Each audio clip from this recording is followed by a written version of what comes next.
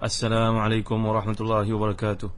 إن الحمد لله نحمده ونستعينه ونستغفره ونعوذ بالله من شرور أنفسنا ومن سيئات أعمالنا. من يهده الله فلا مضل له ومن يضلل فلا هادي له وأشهد أن لا إله إلا الله وحده لا شريك له وأشهد أن محمدا عبده ورسوله. يا أيها الذين آمنوا اتقوا الله حق تقاته ولا تموتن إلا وأنتم مسلمون.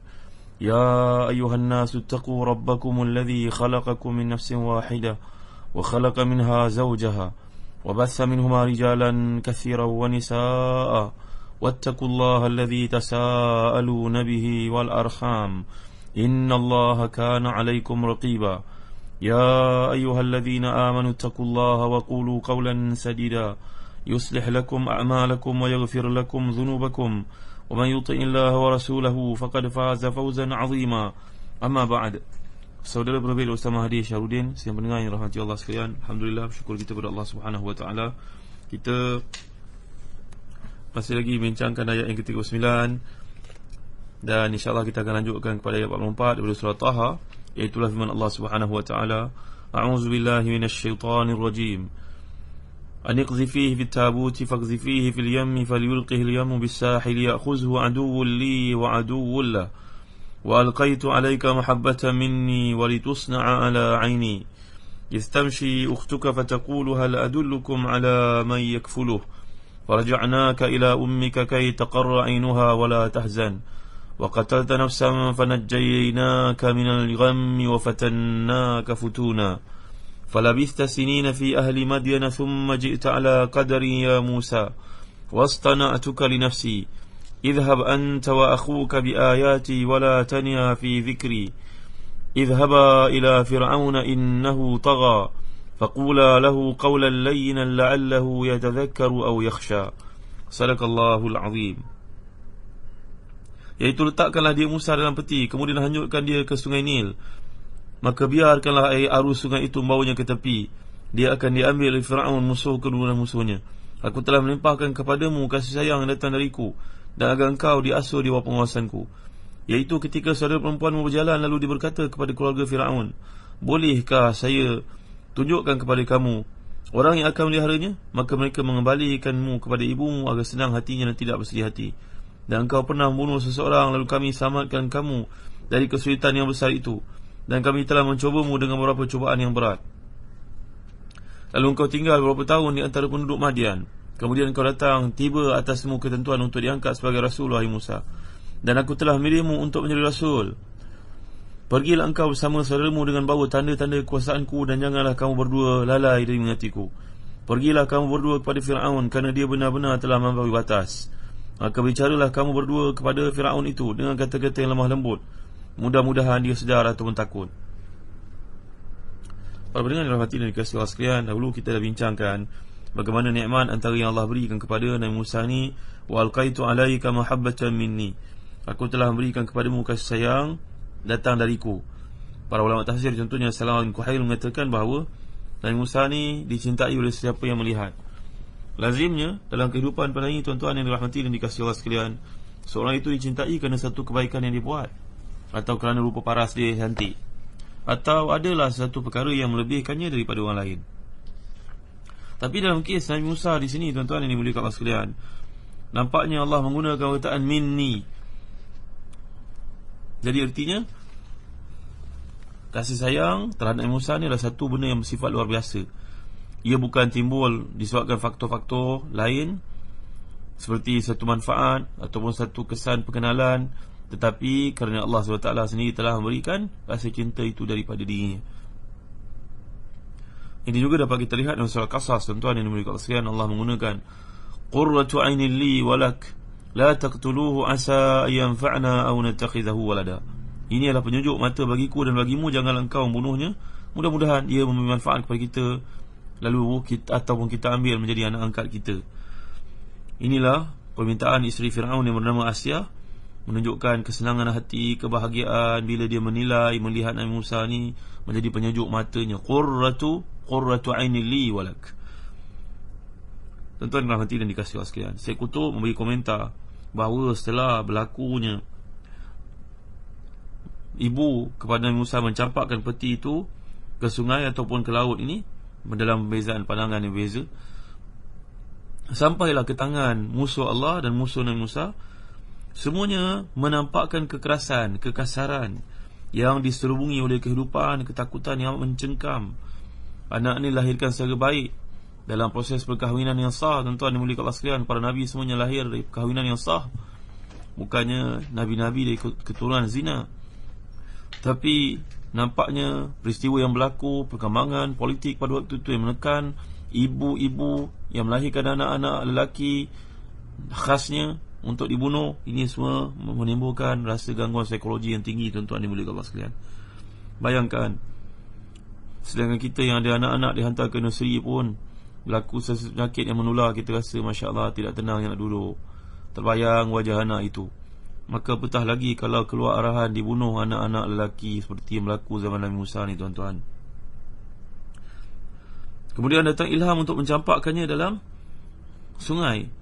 Bayi kecil yang tak mengerti apa-apa ni, tuan-tuan yang dimuliakan Allah sekalian, semuanya hidup dalam keadaan tekanan demi tekanan, kekerasan. Tapi nampaknya kasih dan cinta Allah SWT merubah segala-galanya. Alangkah hebatnya kudrat Allah SWT menjadikan cinta tersebut, ia melembutkan keadaan, menenangkan keadaan yang kucak-kacir pada waktu itu. Lihat, tuan-tuan, itu sebab kita kena amalkan doa, Allahumma rahmataka arju la takilni ila nafsi tarfata ain wa aslih li sya'ni kullah. Ditimpa satu musibah, makan doa ni, tuan-tuan, Allahumma rahmataka arju la takilni ila nafsi tarfata ain wa aslih li sya'ni kullah. Allahumma rahmataka arju la takilni ila nafsi tarfata ain wa aslih li sya'ni kullah. Ya Allah, kepadamu lah rahmatmu yang kami tagihkan. Jangan biarkanlah diriku mentadbir diri sendiri, aku mentadbir diriku sendiri dalam keadaan terlepas dari pandanganmu, ya Allah. Perbaikilah segala urusan duniaku, urusan kehidupan ini. Doa ini merupakan doa Nabi SAW seperti disebut oleh Imam Nawawi dalam Al-Azkar. Dan kalau tuan-tuan tak kesempatan memiliki Al-Azkar, buku perisai Muslim, buku perisai Muslim karangan Al-Qahtani yang telah diringkaskan oleh Dr. Abdul Basit bin Abdul Rahman, antara doa yang dikumpulkan adalah doa yang kita belajar ni, tuan-tuan. Begitu tuan-tuan boleh lihat dalam buku satu-satu doa daripada hadis-hadis sahih yang saya kumpulkan sepanjang mengajar kuliah tafsir di Hakim ni, tuan-tuan. Semua doa yang saya ajar kebanyakannya ada dalam buku satu-satu doa daripada hadis-hadis sahih yang berwarna hijau ini. Ataupun tuan-tuan yang tak berkesempatan, silalah lihat dalam Facebook Ustaz Zahazan Muhammad. InsyaAllah doa-doa yang saya ajar di sini akan saya cuba saya muatkan sedaya upaya dalam Facebook tersebut, tuan-tuan. Jadi ibu ini tidak berdaya menghadapi tekanan tersebut. Allah ilhamkan untuk dicampak ke dalam sungai.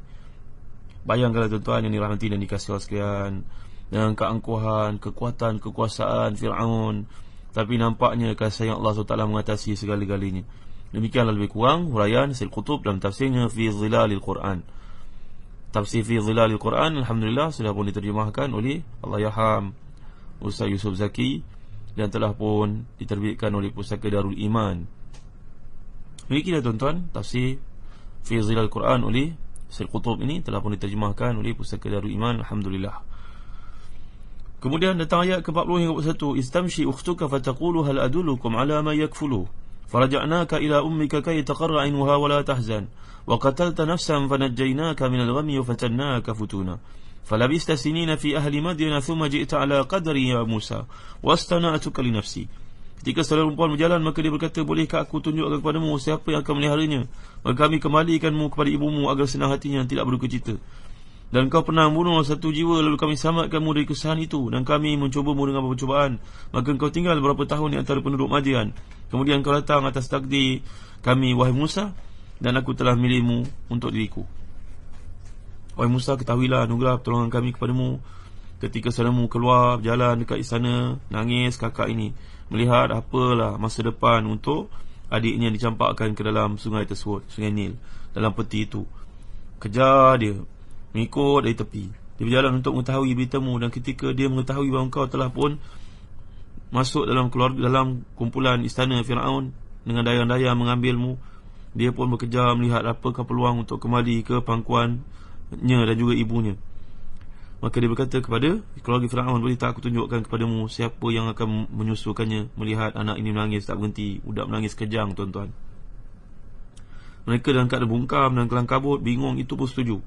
Saudaramu mengajar ibumu dan kau pun datang kepada dan datang untuk menyambutmu kembali. Kami kembalikanmu kepada pangkuan ibumu. Dahlah dikembalikan dengan selamat. Keluarga Fir'aun ni bayar upah lagi untuk beri kamu peluang menyusukan baby itu, Nabi Musa itu. Engkaulah itu, wahai Musa. Bayangkan, dia punya musuh yang patutnya dibunuh, tiba-tiba dia bela, mereka pula membiayai kos penyusuan tersebut. Lihat tuan-tuan yang dimuliakan Allah sekalian. Maha suci Allah Subhanahu wa ta'ala. Kami anugerahkan kamu dengan wahai Musa dengan anugerah yang lain. Setelah engkau dewasa dan usia 30-an, kau membunuh tanpa sengaja. Kami menyelamatkan kamu dari kesalahan itu. Fawakazahu Musa faqadha alaihi. Nanti ada peluang kita meninjau surah Al-Qasas yang menceritakan perkara ini, tuan-tuan. Pembunuhan itu telah pun menyusahkan kamu. Kamu kelang kabut dibuatnya. Kami uji kamu dengan beberapa ujian, menganugerahkan kepada kamu kemampuan mengatasinya. Kau tinggal berapa tahun? Setengah riwayat mengatakan 10 tahun untuk belajar dari Nabi Syuaib, belajar untuk menjadi seorang yang independen. Dan inilah sifat seorang Nabi, diajar oleh Allah Subhanahu wa ta'ala secara langsung, bukannya dengan perantara ibu ayah sendiri. Kemudian kau datang ke tempat ini atas takdir yang telah aku tetapkan, untuk kembali melihat ibumu yang sudah pun lama berpisah denganmu. Allah telah milihmu, mendidik dan mempersiapkan kamu untuk menjadi utusanku. Tuan-tuan yang dimuliakan Allah sekalian, lihat bagaimana nikmat Allah SWT satu persatu kepada Nabi Musa di sini. Satu-satu nikmat yang Allah SWT gambarkan. Tuan-tuan yang dirahmati dan dikasihi Allah sekalian, lihat satu persatu yang Allah gambarkan untuk difahami. Nanti ada peluang kita lihat dalam surah Al-Qasas dalam juz ke-20. Nabi Musa memukul orang, dan di kota itu ributlah, tersebarlah berita bahawa orang dipukul itu mati. Datang seorang di kota memberitahu bahawa ramai orang sedang berkumpul untuk menangkap Nabi Musa. Disuruh Nabi Musa lari meninggalkan Mesir. Maka segera Nabi Musa meninggalkan Mesir menuju ke Madian, dan bertemulah dengan seorang yang baik hati, mengambilnya sebagai menantu, dikahwinkan dengan putrinya. Tuan-tuan, membayar mas kahwin dengan tenaga, iaitu mengembalakan kambing selama 8 ataupun 10 tahun, riwayat yang berbeza. Jadi Allah menyebut bagai percubaan yang berlaku terhadap Nabi Musa ni, semuanya Nabi Musa berjaya mengatasi dengan hidayah daripada Allah Subhanahu wa ta'ala, dengan kekuatan yang Allah berikan. Jadi mengembala kambing yang Nabi Musa lakukan sini, kamu duduk bersama dengan ahli Madian, mengikut janji yang telah diikat dengan mertuanya itu. Banyak yang dipelajari dalam proses penjaga kambing itu, pengalaman hidup. Umpamanya kesabaran sebagai seorang pengembala. Nabi-Nabi semuanya mengembala kambing, tuan-tuan dimuliakan Allah sekalian. Kebanyakan mereka mengembala kambing. Ketekunan mengurus anak dan isteri, pergaulan yang paling baik dengan mertua. Kerana kalau tidak, Nabi Musa ni duduk dalam Fir'aun sebagai seorang raja, putera raja walaupun putera angkat, tentulah kehidupannya tidak seperti kesusahan yang dialami bersama dengan Nabi Syuaib dan keluarganya. Dan Allah jelaskan di hujung ayat ini, tuan-tuan, kedatangan Nabi Musa adalah satu ketentuan yang telah ditetapkan Allah SWT. Tempoh mengembala di Madian ni sudah pun habis, dan sekarang datang tugas baru, meninggalkan Madian, pulang ke Mesir untuk menjalankan satu kewajipan yang berat. Tapi pada ayat selanjutnya Allah telah berfirman bahawa memang Musa disediakan untuk menghadapi tugasan itu. Wastana'tu kali nafsi. Jadi hujung ayat 40 ni Allah telah menyatakan bahawa kedatangan Musa ialah satu ketetapan qadar yang telah ditentukan, satu program yang telah diatur oleh Allah Subhanahu wa ta'ala sejak azali lagi. Dulu hujung ayat ke-29 Allah telah pun menjelaskan bahawa Musa ni dibentuk di depan mata Allah Subhanahu wa ta'ala. Sekarang Allah menjelaskan bahawa Nabi Musa dibentuk, diperbuatnya dengan kepribadian sedemikian rupa kerana Allah sendiri yang akan menggunakannya. Segala pengalaman yang telah pun dilalui Nabi Musa dalam hidupnya adalah untuk menyempurnakan pertumbuhan baginda sebagai seorang Rasulullah sallallahu alaihi wasallam, sebagai seorang rasul yang Allah utuskan. Jadi pengakuan Allah SWT kepada hamba yang dipilih adalah satu penghargaan dan penghormatan yang tinggi yang hanya diberikan dengan terus terang kepada beberapa orang rasul sahaja. meskipun rasul yang lain pun diutuskan Allah SWT memang untuk keperluan dakwah, mengisi misi tauhid, tapi ada beberapa nabi yang Allah tekankan kelebihan-kelebihan yang Allah berikan kepadanya. Ini sama dengan ayat surah Al-Qalam yang pernah kita pelajari dahulu, tuan-tuan. Wa innaka la'ala khuluqin azim. Pujian Allah kepada Nabi Muhammad SAW, sungguhnya engkau benar-benar berbudi pekerti tinggi dan mulia. Jadi wasana'tu kali nafsi adalah satu pujian yang sangat besar buat Nabi Musa untuk membangkitkannya naik. Selepas lama ni Nabi Musa berada dalam tekanan yang amat sangat, untuk menghilangkan keraguan, menimbulkan keberanian Nabi menghadapi seorang raja yang sangat zalim, yang mengaku diri sebagai Tuhan. Tuan-tuan yang dimuliakan Allah sekalian, kemudian dalam ayat yang berikutnya kita dapat lihat Allah gunakan perkataan Idhhab anta wa akhuka bi ayati wa la taniya fi dhikri. Pergilah engkau, suruhan agar kedua-duanya berangkat. Sebagai adik-beradik Nabi Musa dan Nabi Harun alaihissalam, ia merupakan satu penghargaan besar, kepercayaan penuh yang diberikan Allah kepadanya. Sejak dari kecil sampai dia dewasa, dari usianya berapa tahun dia melarikan diri dari istana Fir'aun sampai dia nak menjalankan tugas tersebut, umurnya 40 tahun. Pengalaman hidup telah pun banyak lalui, dan sekarang Allah Ta'ala beri kepadanya satu kekuatan baru, iaitu abangnya Nabi Musa akan menemani perjalanan dakwah tersebut. Misi dakwah itu menjadi ringan selepas bebanan-bebanan tersebut menjadi kurang dengan hadirnya seorang pembantu yang sangat memahami kehidupan beliau sebelum itu. Jadi ini satu pedoman hidup yang diberikan Allah SWT kepada Nabi Musa dan Nabi Harun dalam menghadapi tugas.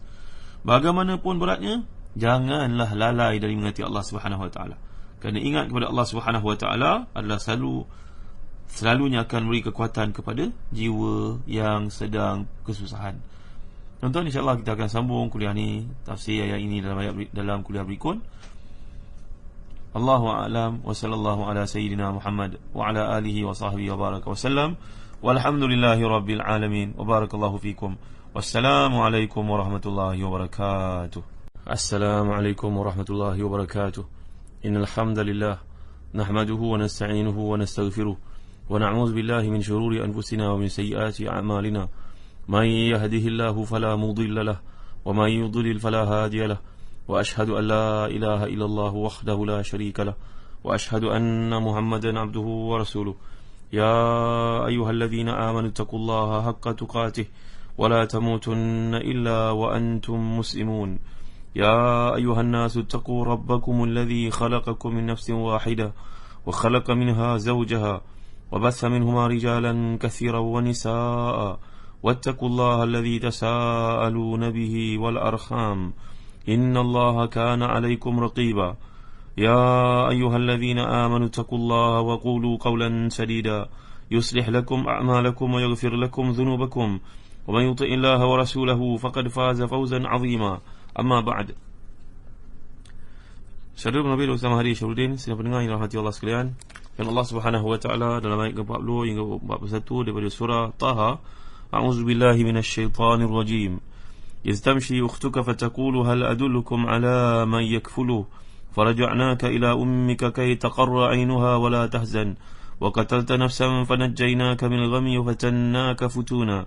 فلبست سنين في أهل مدين ثم جئت على قدري يا موسى واصطنعتك لنفسي.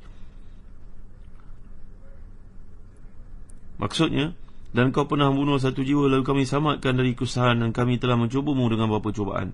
Maka engkau tinggal beberapa tahun di antara penduduk Madian. Kemudian engkau datang atas takdir, wahai Musa, dan aku telah memilihmu untuk diriku.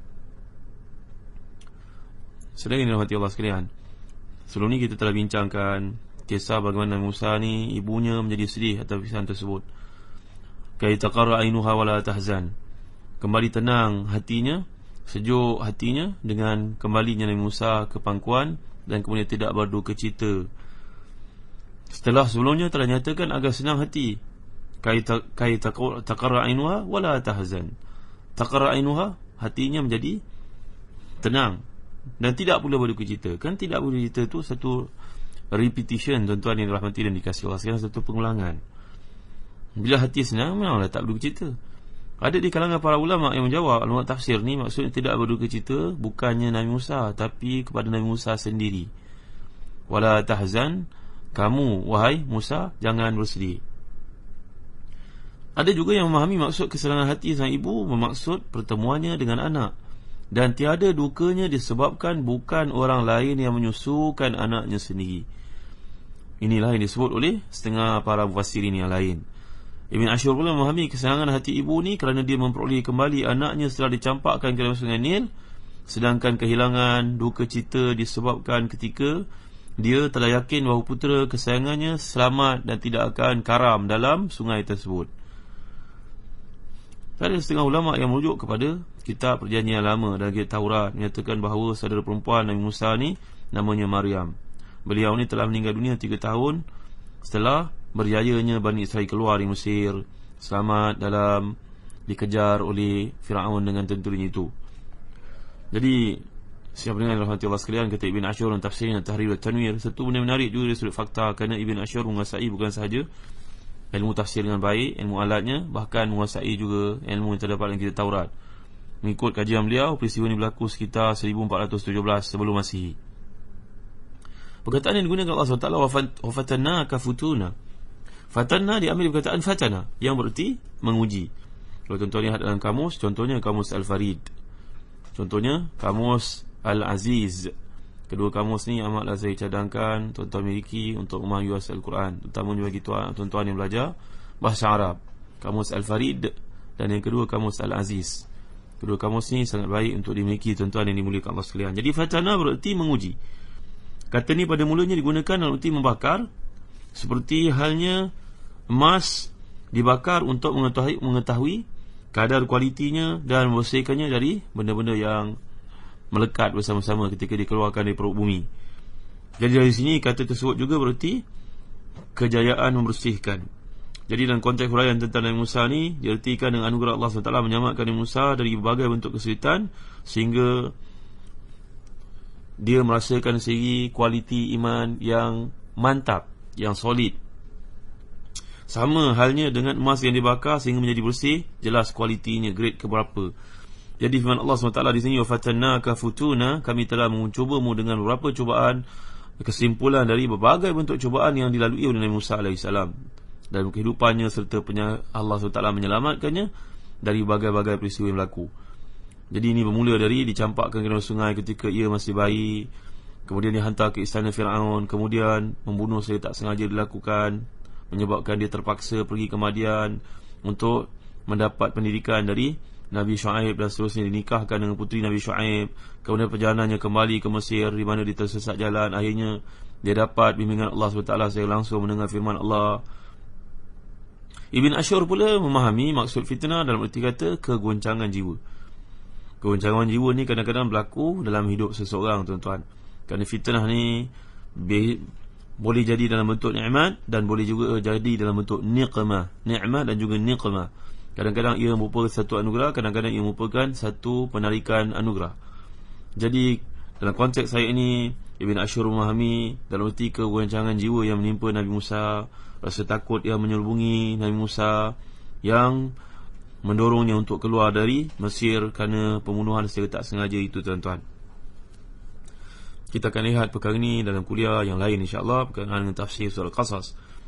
Firman Allah Subhanahu wa taala dalam ayat ke-30 hingga dalam ayat ke-20 hingga 21, a'udzubillahi minasyaitonir rajim. Wa jaa'a rajulun min aqsal madinati yas'a. Qala ya Musa innal mala'a ya'tamiruna bika liyaqtuluk fakhruj inni laka minan nasihin. Fakharaja minha khaifan yatarqab. Qala rabbi najini minal qaumiz zalimin. Datanglah seorang lelaki dari hujung kampung bergegas memberitahunya, wahai Musa, sungguhnya penduduk tempat ini sedang berunding untuk membunuhmu. Dengan sebab itu keluarlah engkau dari tempat ini, sungguhnya aku ini dari kalangan yang menasihat kepadamu. Maka Nabi Musa pun keluar dengan rasa takut, menanti-nanti dengan bimbang.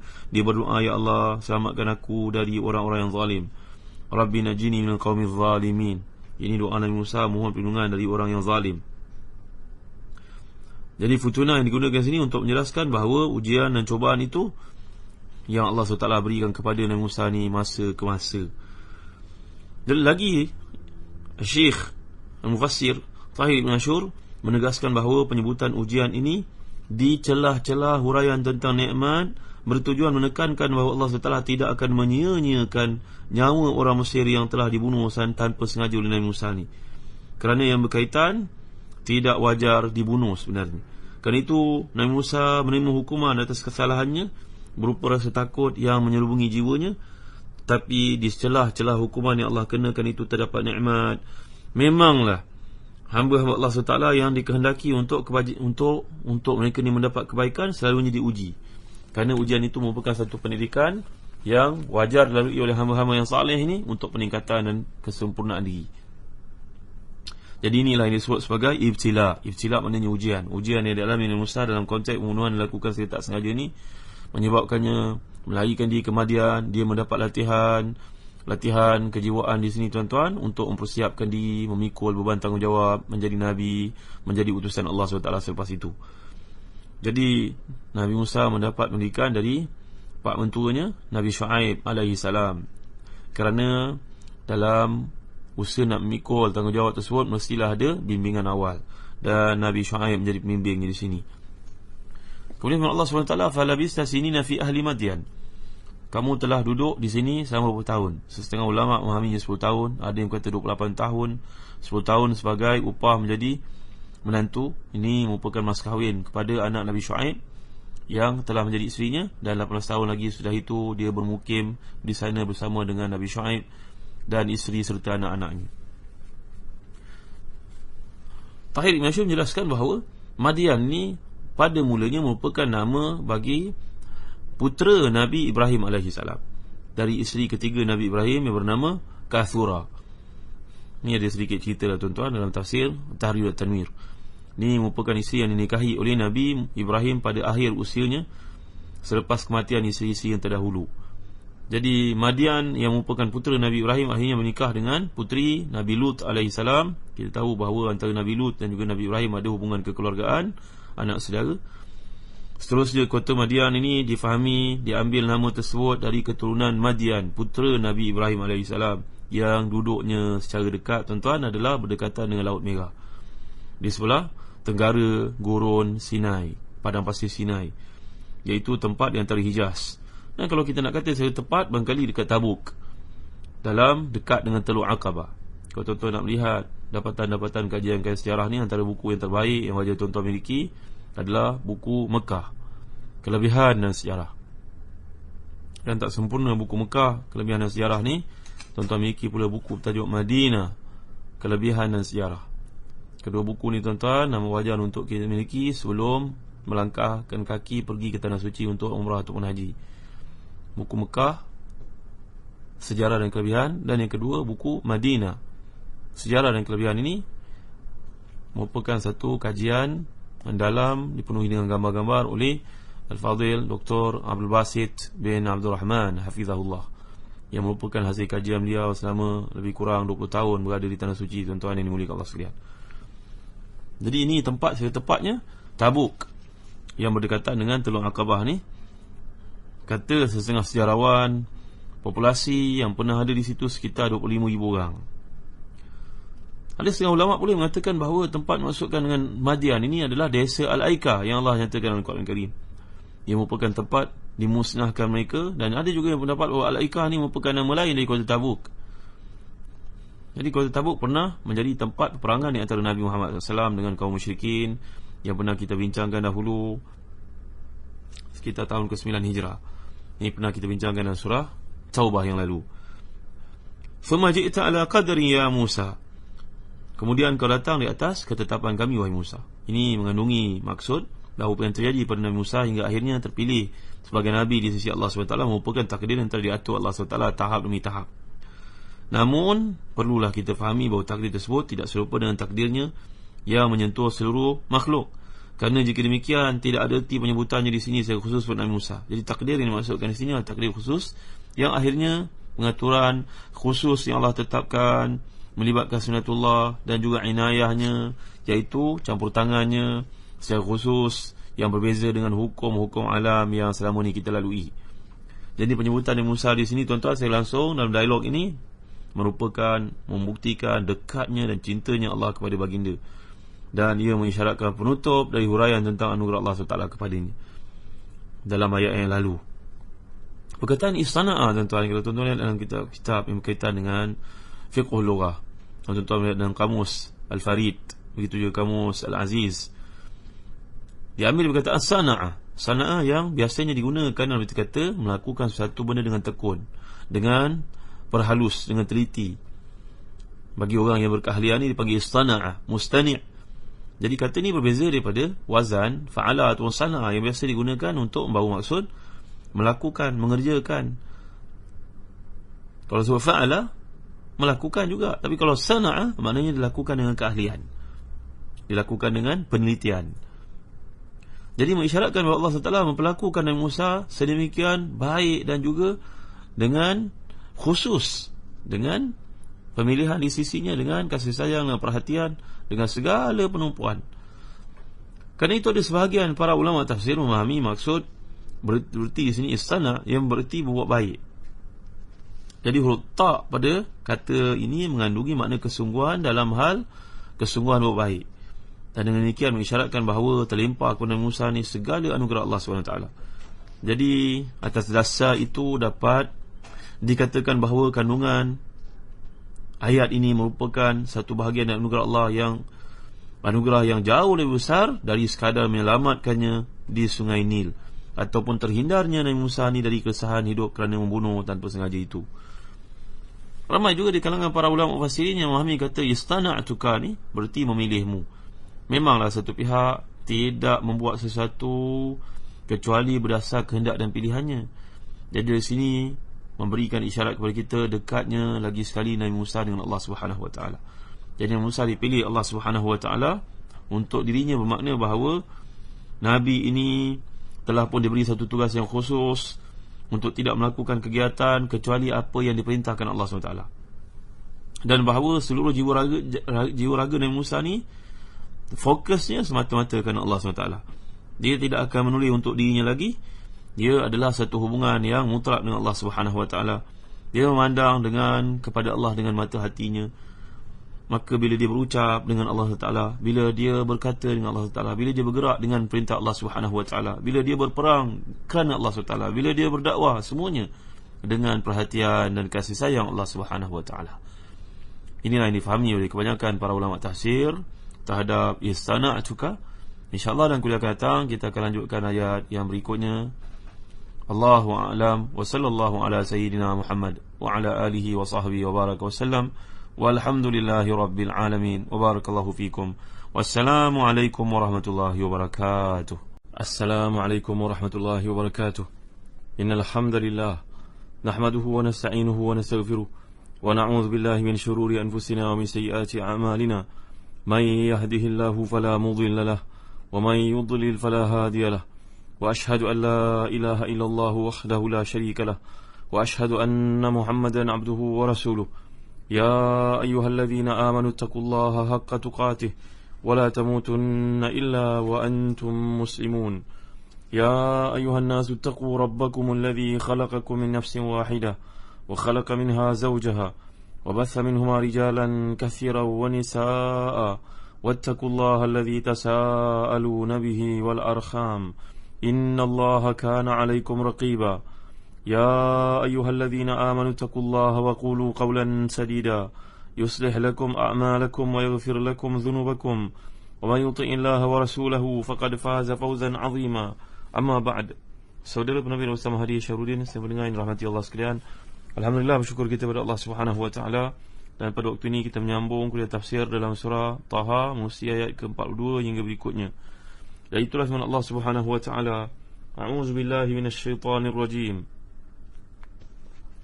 Idhhab anta wa akhuka bi ayati wa la taniya fi dhikri. Idhhaba ila fir'auna innahu tagha. Faqula lahu qawlan layyinan la'allahu yatadhakkaru aw yakhsha. Sadaqallahul azim. Maksudnya, pergilah engkau beserta saudaramu dengan bawa serta ayat-ayatku, dan janganlah kamu berdua lalai dari menghayatiku. Pergilah kamu berdua kepada Fir'aun, sungguhnya dia telah melampaui batas. Maka bicaralah kamu berdua kepadanya dengan kata-kata yang lemah lembut, mudah-mudahan dia ingat ataupun takut. Tuan-tuan yang rahmati dan dikasihi Allah sekalian, dalam ayat yang sedang kita bincangkan ini masih lagi berkaitan dengan kisah Nabi Musa, khususnya menghuraikan tugasan tanggungjawab Nabi Musa dan Harun alaihissalam kepada Fir'aun dan Bani Israel, serta huraian berkaitan dengan pelaksanaan tanggungjawab tersebut.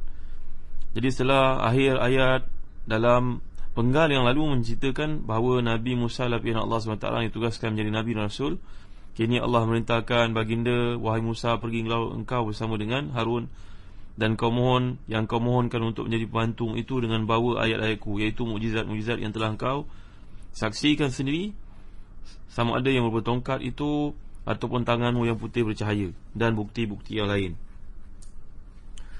Pegang teguhlah kamu kepada ketetapanku, kepada segala yang aku perintahkan kepadamu. Janganlah kamu lalai, jangan kamu sejemu, jangan kamu seremah diri, jangan terlena daripada mengingatiku. Pergilah kamu berdua kepada Fir'aun, penguasa yang sangat zalim itu, dengan membekalkan mukjizat-mukjizat yang telah kuanugerahkan kepadamu. Kerana sungguhnya Fir'aun itu telah pun melampaui batas. Tuan-tuan, perempuan, muslim-muslimat yang dirahmati dan dikasihi Allah sekalian, dahulu ketika kita membincangkan surah Syu'ara, surah Al-A'raf, ada sedikit sebanyak kita menyentuh tentang perjuangan Nabi Musa ni, yang dibawakan Allah Subhanahu Wa Taala dalam berbagai-bagai bentuk.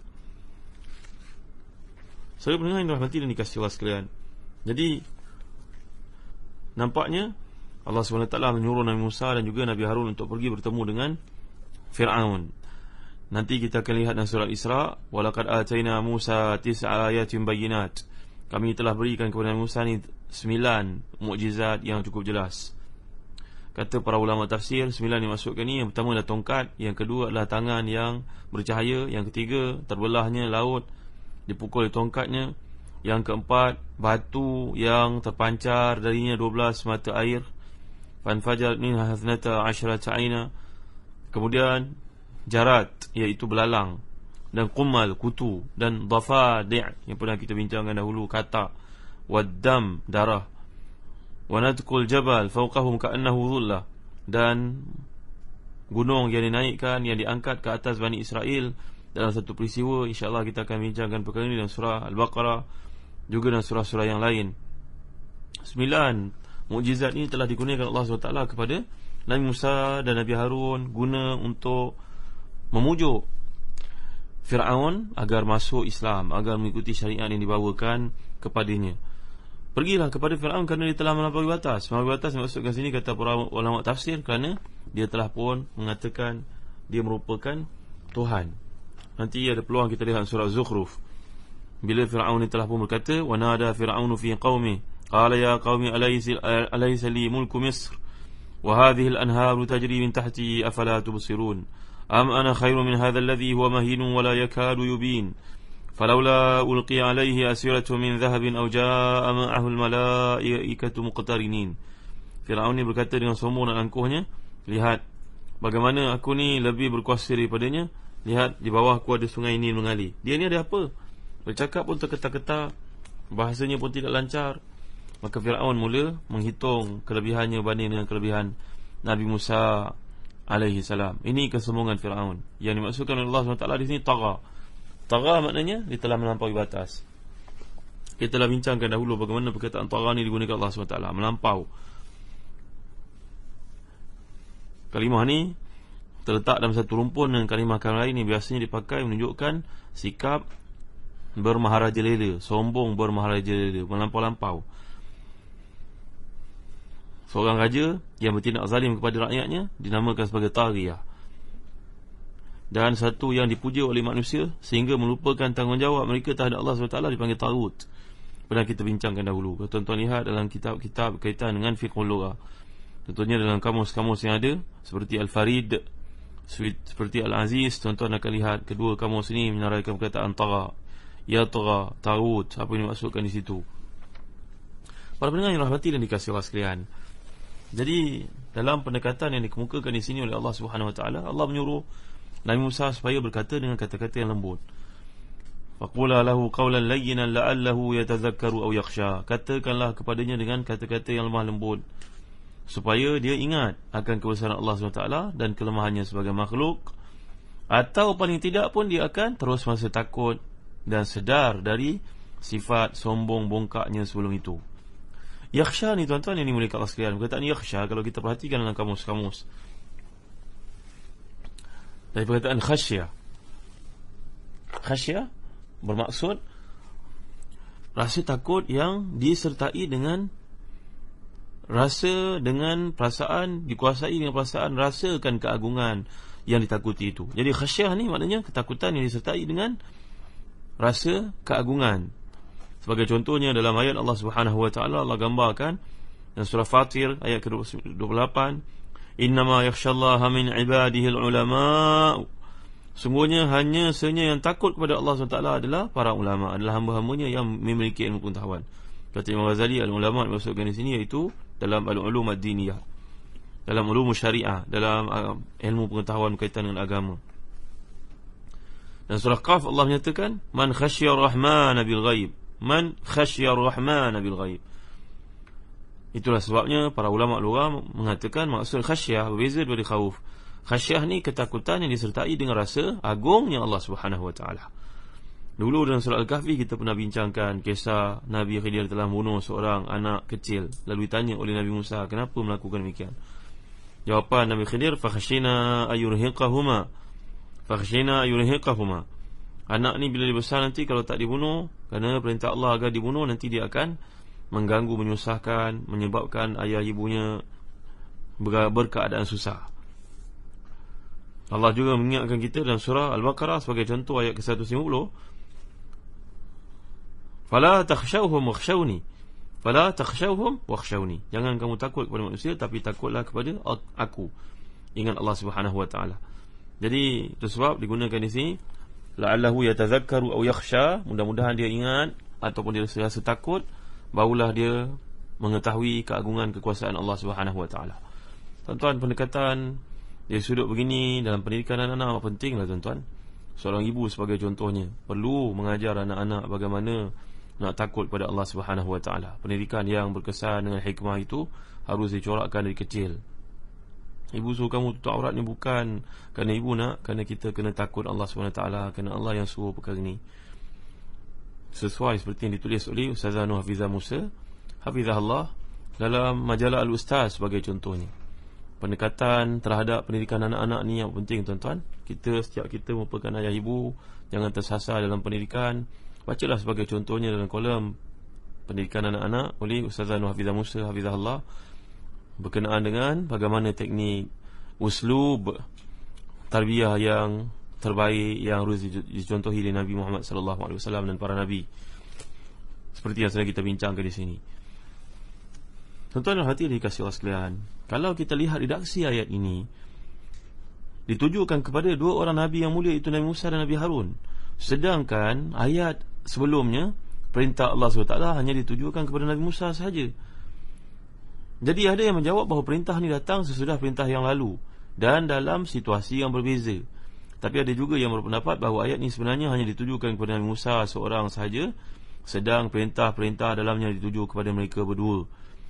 Jadi dalam erti Nabi Musa diperintahkan untuk menyampaikan perintah Allah SWT kepada pembantunya itu, iaitu Nabi Harun alaihi wassalatu wassalam. Jadi kalau kita merhatikan lanjutan ayat yang masih ditujukan kepada dua orang Nabi yang mulia ini, agaknya pendapat pertama lebih kuat, iaitu yang mengatakan bahawa perintah ini datang pada waktu yang berbeza dengan perintah yang lalu.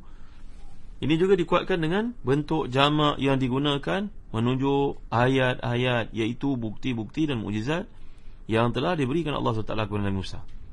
Jadi kalau ayat ini berkaitan dengan peristiwa pertama, di mana Nabi Musa mendengar langsung firman Allah SWT, maka tentu saja kata ayat-ayat seharusnya berbentuk dua, bukannya jamak. Kerana ketika itu baru dua bukti, dua mukjizat yang dianugerahkan Allah SWT kepada Nabi Musa, iaitu tongkat dan juga tangan. Jadi para ulama menyatakan bahawa ayat ini serupa dengan ayat ke-24 dalam waktu situasi yang sama. Berpendapat bahawa mereka yang mengatakan bahawa diturun situasi yang sama, mereka perlu berpendapat bahawa bentuk jamak tersebutlah isyarat tentang aneka ragam ayat yang pada waktunya akan ditampilkan oleh Nabi Musa AS. Tuan-tuan yang mulia Allah sekalian, kata yang Allah gunakan di sini, kata kerja taniya, diambil dari perkataan waniya. Waniya, kalau ada peluang kita lihat dalam kamus-kamus, sebagai contohnya kamus Al-Farid, kamus Al-Aziz dalam Mufradat Al-Fazil Al-Quran oleh Al-Asfahani juga menjelaskan bahawa waniya bermakna melemahkan, melemah, rasa lemah diri, rasa nak bertangguh, ataupun tidak mengambil peduli sangat. Jadi Allah SWT menegur Nabi ini supaya bersikap sentiasa cergas, sentiasa proaktif, pandang ke depan. Jangan rasa lemah diri, jangan rasa banyak sangat halangan, jangan prejudis dalam kerja yang dilakukan. Kita ni kena proaktif dan juga berfikiran positif ke hadapan. Jadi bila Allah gunakan faqula lahu qawlan layyina, katakanlah kepada Firaun ini dengan kata-kata yang lembut. Ia menjadi dasar tentang perlunya ada sikap bijaksana dalam berdakwah, yang antara lain ditandakan dengan ucapan-ucapan yang sangat sopan dan menghormati orang lain, tidak menyakitkan kumpulan yang kita target itu. Berapa ramai tuan-tuan ini mulia Allah sekalian, kalangan yang lalai, yang fasik, yang fasiqah, apabila kita cuba untuk mendekati mereka dengan lemah lembut, contohnya dengan memeluk mereka, memegang tangan mereka, yang kita laki dengan laki, perempuan dengan perempuan, tiba-tiba lembutlah hati yang selama ni keras. Jadi antara hikmah yang dituntut dalam penyampaian dakwah yang berkesan adalah dengan menyampaikannya dalam bentuk yang lembut, sebelum kita menggunakan teknik yang lebih keras. Kerana Firaun adalah seorang yang derhaka kepada Allah SWT. Dia tegas dengan sikapnya, bengisnya, tiba-tiba dihadapi dengan lemah lembut. Bila orang berkeadaan keras, kita jangan berkeadaan keras juga tuan-tuan. Dari sudut psikologi tidak membenarkan seperti itu. Memang dakwah ini daripada awal lagi merupakan pendekatan yang diambil dengan lemah lembut. Jadi dakwah adalah satu usaha untuk menyampaikan hidayah Allah SWT. Perkataan hidayah berasal dari perkataan ha, dal dan juga ya, yang bermakna antara lain menyampaikan satu dengan lemah lembut. Jadi di sini lahir kata hidayah yang merupakan penyampaian satu dengan lemah lembut untuk menarik perhatian seseorang itu. Ini tentu saja bukan bererti bahawa para pendakwah tidak boleh melakukan kritik, tidak boleh bertegas. Bukan maksudnya begitu tuan-tuan. Tapi dalam banyak keadaan kita dituntut untuk melemah lembut, tidak menonjolkan imej memaki dan juga menggunakan perkataan-perkataan yang hina dan mengeji orang lain. Tuan-tuan rahmati dan dikasihi Allah sekalian, dulu kita pernah bincang dengan surah Nazi'at. Allah SWT mengingatkan Nabi Musa, faqul hal laka ila an tazakka wa ahdiyaka ila rabbika fatakhsha. Adakah keinginanmu untuk menyucikan diri? Ku ajakmu untuk menuju jalan Tuhan sehingga kau rasa takut dan kagum kepadanya. Dulu kita telah bincangkan, maknanya berulang-ulang kisah Nabi Musa dalam Al-Quran Karim. Dan baginda lah merupakan Nabi yang paling banyak disentuh kisahnya dalam Al-Quran, untuk memotivasi kepada Nabi Muhammad SAW. Perjuangan ini memerlukan menagih daripada kita kesungguhan, perjuangan menagih dan kita kesusahan untuk dihadapi. InsyaAllah kita akan lanjutkan dan kuliah akan datang. Allahu a'lam. Wa sallallahu ala sayyidina Muhammad wa ala alihi wa sahbihi wa baraka wa sallam. Walhamdulillahi rabbil alamin. Wa barakallahu fikum. Wassalamu alaikum warahmatullahi wabarakatuh.